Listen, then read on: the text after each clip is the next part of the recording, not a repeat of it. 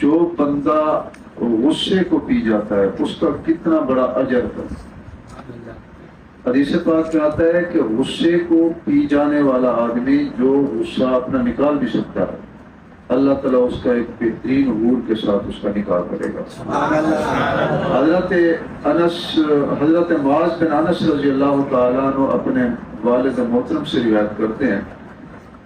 کہ حضور پاک صلی اللہ علیہ وسلم نے ارشاد فرمایا ان النبی صلی اللہ علیہ وسلم قال من کظم غیظا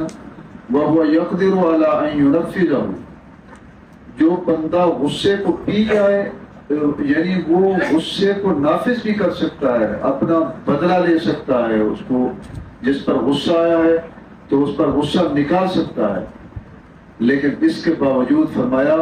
وہ غصے کو پی جاتا ہے، دعاہ اللہ علی رؤوس الخلائق، یہ ادا اللہ کو اس کی اتنا پسند ہے کہ کل قیامت والے دن اللہ تعالیٰ تمام مخلوق کے سامنے اس کو پکارے گا، بلائے گا،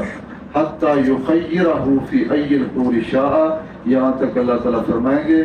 جس حور کے ساتھ آپ نکاح کرنا چاہو آپ کو اختیار ہے، آپ اس حور کو اپنے لیے پسند کر لو۔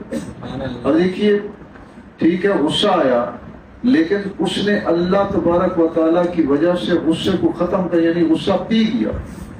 اور ایک جس کے اوپر غصہ نکال سکتا تھا اس کو معاف کر دیا، تو اللہ تعالیٰ نے انعام کتنا بڑا دیا، اجر کتنا بڑا دیا ہے کہ ایک تو پوری مخلوق کے سامنے کھڑے ہو کر کے اس کو انعام دینا، یہ کتنا بڑا اس کا اعزاز ہوگا کہ بھئی یہ بندہ اللہ کی رضا کی خاطر غصے کو پی جاتا تھا،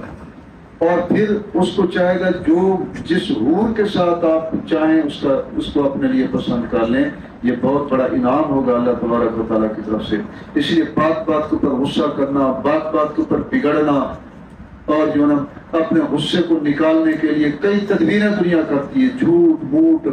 سمجھ آ گئی، تو یہ اللہ تعالیٰ کو ناپسند ہے، بلکہ غصے کو پی جانا چاہیے اور معاف کرنے کو سیکھنا چاہیے۔ اللہ تعالیٰ اس کو دنیا کے اندر بھی عزت عطا فرماتے ہیں، اور آخرت میں تو کیا بات ہے، ان کے لیے اجر کتنا بڑا ہوگا، بہت بڑا اجر ہے بھائی۔